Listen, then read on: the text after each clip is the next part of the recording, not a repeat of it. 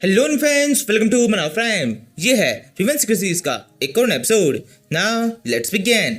पिछले एपिसोड के एंड में देखा था यासुजी मिंग के चित्र खतरे करने के लिए उसे अपने साथ में इस चिप के अंदर लेके आता है। यहाँ पे यासुजी को एहसास हो चुका है कि वो मिंग के सामने कुछ भी नहीं है, क्योंकि यासुजी के हिसाब से मिंग इस पूरे कॉन्टिनेंट का प्रिंस है और बहुत ही जल्दी इस पूरे कॉन्टिनेंट का राजा बनने वाला है। इसलिए अगर मिंग को गुस्सा दिला दिया तो इनकी पूरी फैमिली खत्म हो सकती है। इसी वजह से अब ये लोग मिंग के साथ में बहुत ही रेस्पेक्ट से बात कर रहे हैं। जब ये बात शुरू होती है तो मैंग इन्हें बताता है कि कुछ ही टाइम के अंदर एक बहुत ही खतरनाक फाइट होने वाली है और इस फाइट के अंदर बहुत सारे पैसे लगेंगे, क्योंकि इन्हें बहुत बड़ी सेना क्रिएशन करना है। ये सुनकर ये सोची बहुत खुश हो जाता है। उसे लगता है इस तरीके से वो मिंग के साथ में अच्छी रिलेशन क्रिएट कर लेगा। इसलिए वो मिंग को कुछ पैसे देकर उसकी मदद करने की कोशिश करता है, लेकिन मिंग उसे बता देता है कि अमाउंट बहुत बड़ा है, तुम जो कुछ भी दोगे उससे कुछ होगा ही नहीं, क्योंकि सेना क्रिएशन के अंदर बिलियंस में वेलकरी कॉइन्स खर्च होने वाले हैं। लेकिन क्योंकि वेलकरी कॉइन्स की कीमत बहुत ज्यादा डाउन हो चुकी है, इसलिए अब वो फेटियन कॉइन्स का यूज करेंगे। ये पता चलने के बाद में यासुजी उसके जितने बंदे होते हैं ये सब के सब तुरंत पीछे हट जाते हैं, क्योंकि इन्हें पता है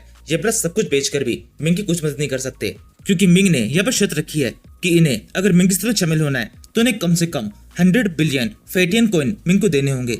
कॉन्टिनेंट की सेना के अंदर सबसे छोटी इन्वेस्टमेंट इतने बड़े अमाउंट की है। इस अमाउंट को सुनकर जब ये बंदा यासुजी का निराश हो जाता है, तब मैंग अपनी अगली चाल खेलता है। वो जल्दी से जियांगसू से पूछता है, तुमने क्या सोचा है इस फाइट के अंदर तुम कितने अमाउंट को अपनी तरफ से ऐड करना चाहोगी?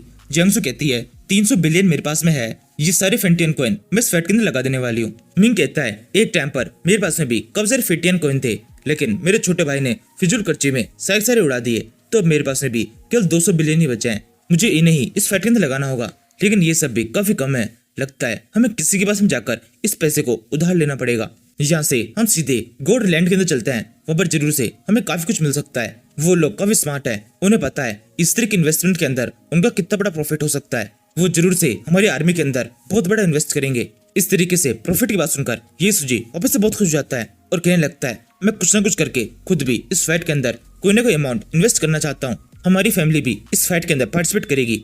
ये सुनकर मैंग और जियांगसू दोनों जाने लगता है। मैंग जाते हुए कहता है तुम केवल एक छोटे से प्रिंस हो, तुम कोई किंग नहीं हो और ना ही अपनी फैमिली के लीडर हो। तुम अपनी फैमिली की तरफ से कोई भी अमाउंट इस फाइट के अंदर नहीं जोड़ सकते। अगर इस फाइट के अंदर फैमिली के अमाउंट को जोड़ना है तो मुझे तुम्हारे लीडर से बात करनी होगी। ये सुनकर यासुजी का ये बुढ़िया बोलने लगता है, तो इसमें क्या दिक्कत है, आप हमारे साथ में चलिए, हमारे मास्टर जरूर से आपकी इस सेना के अंदर अच्छे तरह से इन्वेस्ट करेंगे। ये सुनने के साथ ही मिंग की चाल पूरी तरह से काम कर जाती है। ये सोचने लगता है मैंने इन्हें बहुत बुरी तरह फंसा लिया है। ये सबके सब बिल्कुल बेवकूफ है, लेकिन इनके सपने बहुत बड़े बनने के हैं। इनकी ये चाह इनकी पूरी फैमिली को पूरी तरह से खत्म कर सकती है। ये सोचने के बाद में मैंग और जियांगसू आपस में कुछ बात करने के लिए इन तीनों से थोड़ा दूर हट जाते हैं। जियांगसू कहने लगती है ये वुडी, क्या सच में तुम ये सब कुछ करने वाले हो? तुम प्रिंस का नाम यूज करके इस फैमिली से इतने बड़े अमाउंट की चोरी करोगे, ये बहुत खतरनाक हो सकता है। मिंग कहता है इतना खतरा तो मैं ले ही सकता हूँ, वैसे भी ये चोरों की फैमिली है, इन्होंने इन गरीब लोगों से टैक्स वसूल कर करके ये सारी कीमत को अपने पास में इकट्ठा किया है, तो इनसे मैं वापस से इसे वसूल लूंगा और उन्हें अच्छा सबक सिखाऊंगा। ये मेरे लिए काफी अच्छा मौका है। ये सब के सब काफी बेवकूफ है, इन्होंने मुझे असली प्रिंस समझ लिया है, तो बेकार में इस हाथाई मौके को बिल्कुल भी छोड़ देना एक बेवकूफी होगी। जियांगसू कहती है लेकिन तुमने इनके सामने 100 बिलियन फेटियन कॉइन की शर्त रख दी है। ये अमाउंट बहुत ज्यादा बड़ा होता है, कई सारी फैमिलीज को आपस में इकट्ठा होकर इस अमाउंट को तुम्हें देना होगा। किसी एक फैमिली की बस की बात नहीं है इतना बड़ा अमाउंट किसी को भी दे पाना, और जब कोई फैमिली इतने बड़े अमाउंट का किसी का तुम ट्रांजेक्शन करेगी तो कॉमन सी बात है ये बात सब जगह फैल जाएगी, और तब ऐसा हो सकता है तुम बुरी तरह से एक्सपोज हो जाओ, सबको पता चल जाए कि ओरिजिनली में तुम प्रिंस नहीं हो।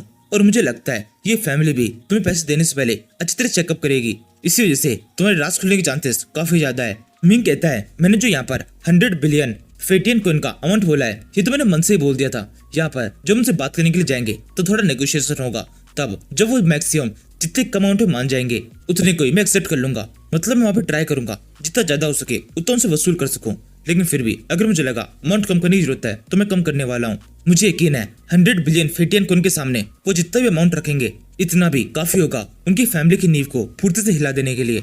और इस सबके अलावा मेरा एक और प्लान है। मुझे ऐसा लगता है यासुजी से मैंने भी जो बात की है ये पूरी जगह रिलीज हो जाएगी। इस तरीके से यासुजी की फैमिली के अलावा और भी जितनी फैमिलीज है वो सब भी हमें सपोर्ट करने के लिए आ जाएंगे। मैं उन सभी के सामने ये शर्त भी रख सकता हूँ कि केवल 10% अमाउंट ही वो मुझे एडवांस में दे दें, और उसके बाद में बाकी अमाउंट को हम धीरे धीरे लेते रहेंगे।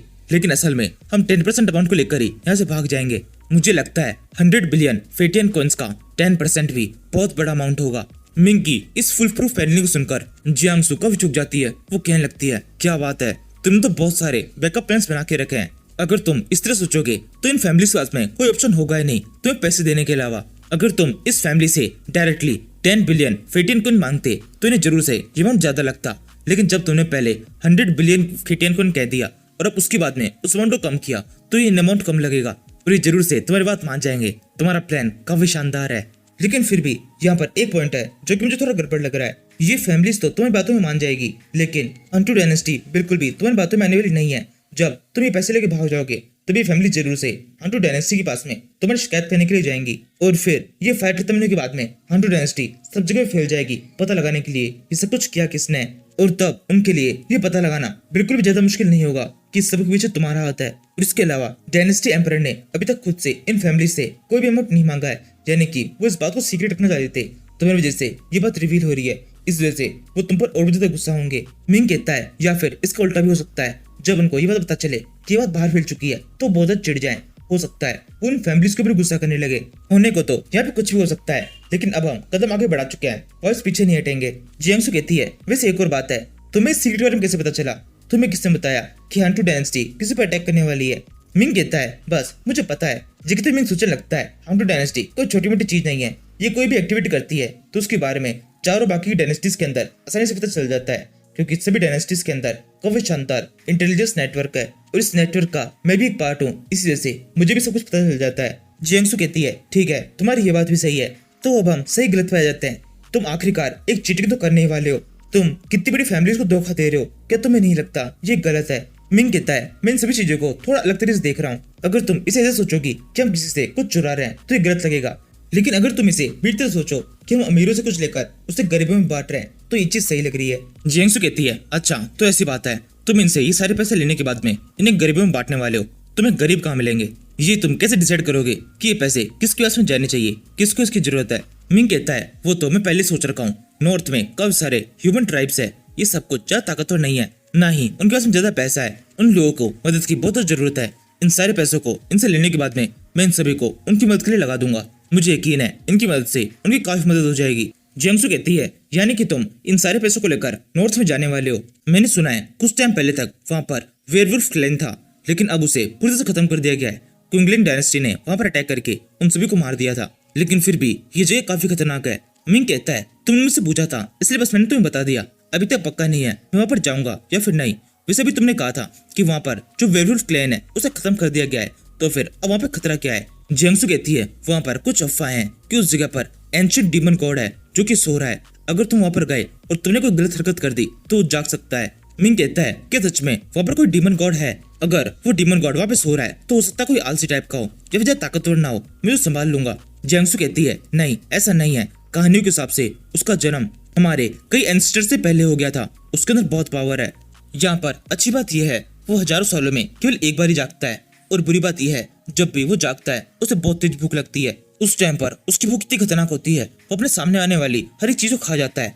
पिछली बार जब वो जागा था तब उसने टिंडुआन कॉन्टिनेंट के 70% से भी ज्यादा लोगों को खा लिया था। उन सारी ह्यूमंस को वो एक ही करके नहीं खाता, बल्कि जिंदा ही सबको निकल जाता है। उस टाइम पर किसी भी ह्यूमन के पास में बचने का मौका नहीं होता, वो मॉन्स्टर जिस ह्यूमन को छोड़ना चाहे केवल उसी को छोड़ता है, बाकी सब के सब उस मॉन्स्टर के द्वारा खा लिए जाते हैं। उस डीमन गॉड का जागना तुम एक बहुत बड़ा डिजास्टर समझ सकते हो। ये सुनकर मिंग थोड़ा घबराने लगता है। वो कहता है कि सच में इतना ताकतवर मॉन्स्टर कोई एग्जिस्ट करता है जो कि इतने सारे ह्यूमंस को एक साथ में खा सके, और जब ये डीमन एग्जिस्ट करता है तो किसी किताब के अंदर इसका जिक्र क्यों नहीं है? मैंने तो कई किताबें पढ़ी है।